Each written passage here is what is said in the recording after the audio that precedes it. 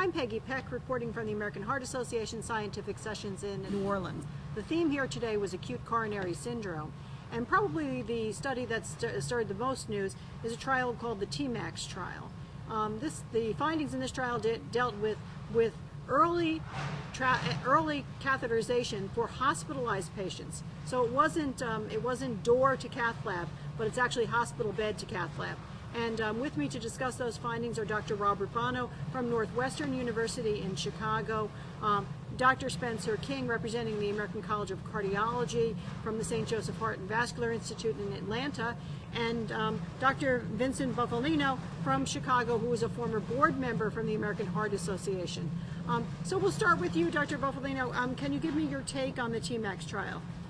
I think the important finding is that, again, in high-risk patients, the strategy to get to these folks early and proceed to angiogram and intervention, either with PCI or bypass surgery, had the best results. The high-risk subgroup, which made up of patients who were elderly, had had some form of renal dysfunction and or heart failure, categorized the high-risk group.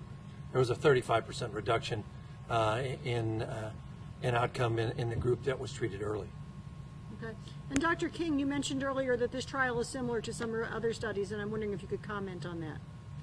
Well, the guidelines that relate to this, the acute coronary syndrome guidelines, summarize all the data from the previous trials, and the recommendation from all the trials that we had till now were in favor of doing early catheterization for acute coronary syndrome patients, with the caveat that the ones who benefit from that the most are the high-risk group, particularly those who have positive bowel markers like troponin and abnormal EKGs. So the high-risk patients that are recommended for this kind of early intervention are similar to the patients in this trial that turned out to do better with it. So this seems confirmatory of what we've got in the guidelines already. Mm-hmm. And you, Dr. Bonow?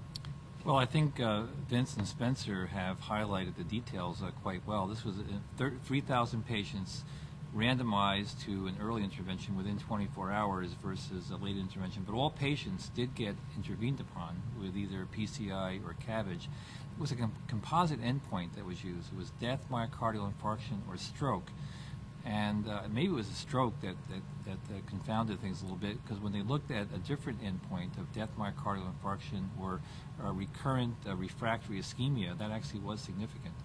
But as Spencer indicated, only significant in that higher risk group as well. So I think it does confirm lots of our thoughts previously stated in trials and then established in our guidelines as well.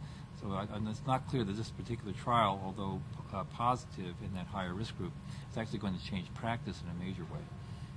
So the discussant on this trial, Dr. Deepak Bhatt, mentioned that he thought that would have an impact in terms of the idea of a 24/7 cath lab operation, and that patients would not be held over a weekend. And I'm wondering if you have a sense of changing that patients, opening up cath labs over the weekends to do procedures.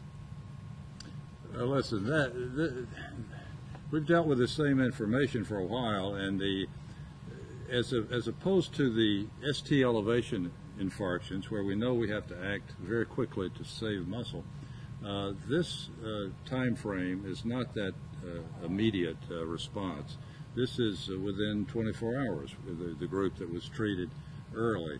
So this does not require hospitals to undergo major changes in the way they staff the hospital in any way. There are some patients who might come in late Friday night or something, and a decision may be made they need catheterization over the weekend for some reason, and that's appropriate. But I don't think this is evidence that's going to cause hospital staff to staff up any differently than they do now. Mm-hmm. Dr. Bufalino?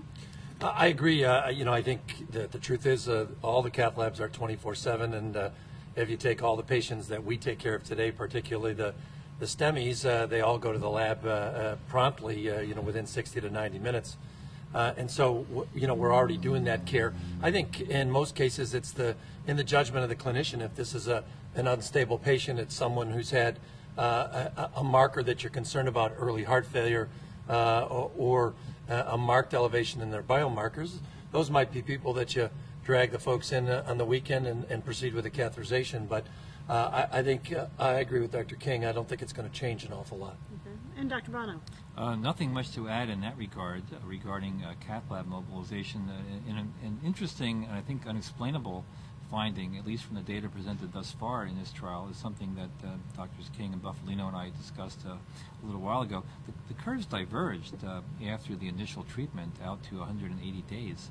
And so it's not clear what may have differed between these two patient populations, those undergoing early versus later revascularization, that would have translated into more than an immediate benefit in the higher risk group, but they actually continue to diverge for the long term as well. So there may be other things in this particular patient group that are yet unexplained that might be important as we begin to examine the data more fully.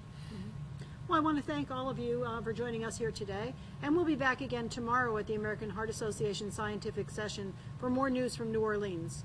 I'm Peggy Peck, MedPage Today.